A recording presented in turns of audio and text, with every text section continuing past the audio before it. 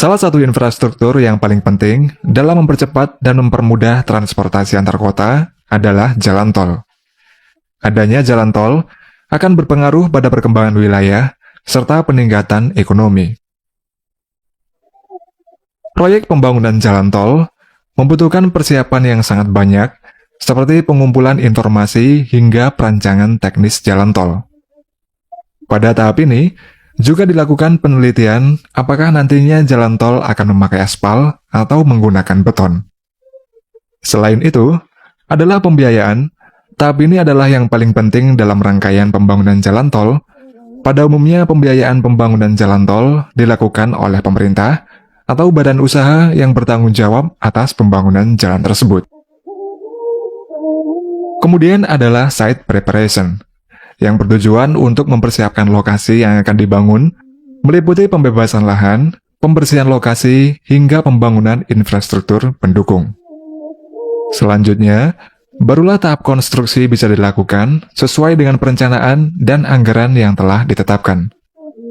Dan tahap konstruksi merupakan proses yang kompleks, serta membutuhkan waktu yang lama karena ada beberapa faktor yang dapat menghambat seperti cuaca, kondisi tanah, dan lain sebagainya.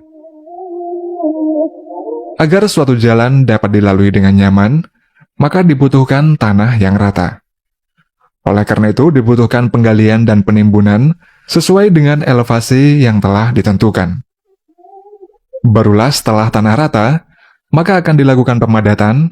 Proses ini juga tidak bisa sembarangan karena dibutuhkan beberapa uji pemadatan terlebih dahulu untuk mencapai nilai kepadatan sesuai dengan spesifikasi.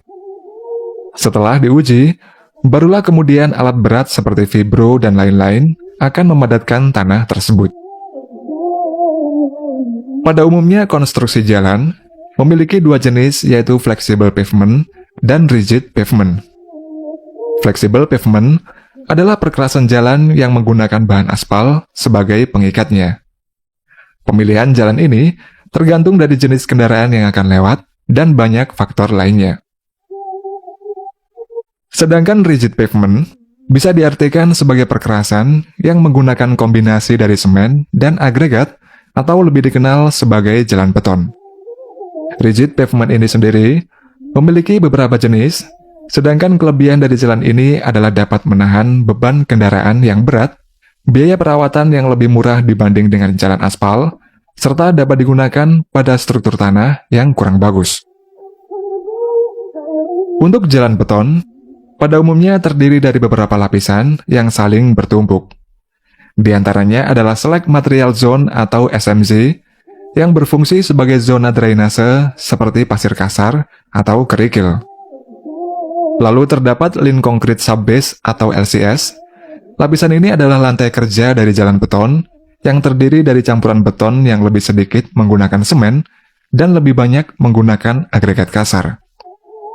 Kemudian yang paling atas adalah High Concrete Base dan biasanya terbuat dari beton bertulang untuk menahan beban kendaraan. Untuk membuat High Concrete Base, agar lebih mudah digunakan mesin yang bernama Slip Form Paver. Mesin ini digunakan untuk menempatkan dan memadatkan beton dalam jumlah yang besar secara terus-menerus. Untuk prosesnya, beton yang datang ke lokasi akan diuji kualitasnya. Setelah lolos uji, beton akan ditaruh ke dalam truk mixer yang kemudian akan dituangkan ke lantai kerja. Setelah itu, skrit akan menyebar dan meratakan beton di atas permukaan jalan. Dan pada saat proses perataan beton ini, mesin Slip Form Paver akan memasukkan dowel bar dan tie bar secara otomatis ke dalam beton.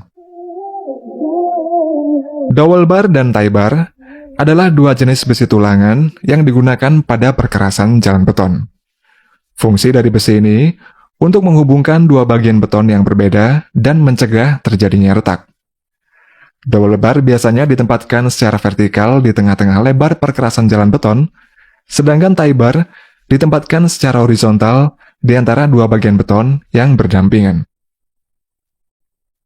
Selanjutnya adalah proses finishing. Setelah perkerasan jalan dibuat, permukaan jalan dihaluskan dengan finishing beam pada mesin Slip Form Paver dan juga dilakukan secara manual oleh para pekerja. Setelah finishing, tingkat ketebalan perkerasan jalan akan diukur untuk melihat kesesuaiannya. Proses berikutnya adalah pemberian tekstur pada permukaan jalan. Hal ini dilakukan untuk meningkatkan daya cengkeram kendaraan dan mengurangi resiko terjadinya kecelakaan akibat slip. Ketika texturing selesai dilakukan, dilanjutkan dengan proses curing compound, yaitu proses penyemprotan bahan kimia khusus pada permukaan beton yang bertujuan menjaga kelembapan beton agar tidak cepat kering dan mengurangi resiko retak atau cacat pada beton. Pada umumnya, curing compound ini harus tetap di permukaan beton selama minimal 7 hari setelah aplikasi. Dan harus dipastikan bahwa beton sudah mencapai kekuatan yang cukup sebelum dilalui kendaraan atau beban lainnya. Setelah curing, tahap selanjutnya adalah cutting beton. Segera setelah beton mengeras, beton kemudian dipotong menggunakan mesin cutting beton. Pemotongan beton dilakukan pada kedalaman yang bervariasi. Nantinya setelah dipotong, barulah dilakukan proses pengisian joint sealant pada lubang hasil pemotongan pada beton tersebut. Nantinya ketika semua proses selesai, barulah jalan akan diberi marka dan kelengkapan lainnya sebelum jalan akan siap digunakan.